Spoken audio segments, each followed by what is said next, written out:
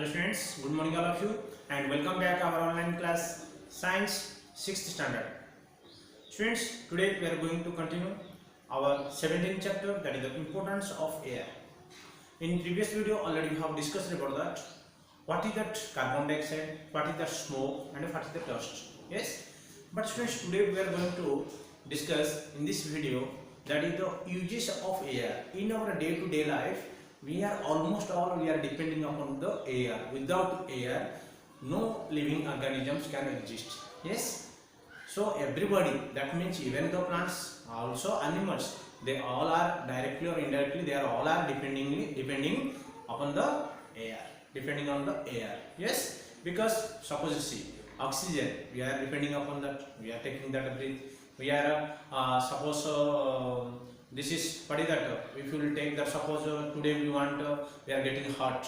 Okay, when the air will become and we will feel cool and comfort. Yes, so many, not only this is sweat and that other things, so many ways that suppose one bird can fly in the sky. How? Due by the air only. Aeroplane, like sailing boats, these all are possible to move one place to another by the air only, presence of air in atmosphere. Okay, so students, in this what cases we are using this air, there are different applications are there, but whatever that points we will discuss some of them. So let us see.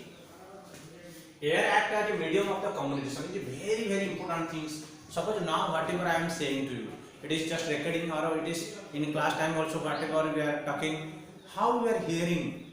If there is no air, that means we cannot, whatever I will speak, it cannot reach to your ear. So that is the communicating. Means whenever I will speak anything, that is carrying that through that air, it is going and it is reaching to your ear. So it is a communicator. Okay, that with us there is in the between the two members there is a communicator. That means the medium. Okay, through that medium, air medium, when that sound we are producing, that sound is propagating to that other place. Okay, or to your ear near. Okay, so this is the about that communicator. First important things, it is propagating that propagation of the sound. Okay, or whatever we are talking, it is helping for the communication. Okay, next medium, medium. Air helps the bird to fly in the sky. The air pressure along with the other force let bird fly in the air. So what happening? Birds now flying. Yes, the air, if air not there, bird cannot fly in the sky. So by the pressure with the and the other force with that birds can fly in the air or in the sky. Air helps in the movement of aeroplanes, parachutes, gliders, sailboats, etc. Now you know that the parachutes, how like it is, they are dropping to down. Whenever in the aeroplane they are going, if they accidentally if they want to get down or they want to jump, then they are using that parachutes. The parachutes just like an umbrella which one opposing that air, and that air to covering and slowly that motion of that bodies, it will be reduced and slowly it will come to the down. Yes, and air is the habitat for many organisms like birds, bats and insects. So many insects also living in the air. Yes or no? Birds, living organisms like bats, insects, they are living in the air only. Okay, some viruses, some bacteria like that, some other that whatever that they are present in that air, which one we cannot see also, because that is their habitat. Air can be compressed easily. The compressed air is filled with tubes, balloon, tires and pillows. Students, it is more important also in that transportation. In that, if you now whatever that our automobiles are there, the vans are there, car is there, bike is there, that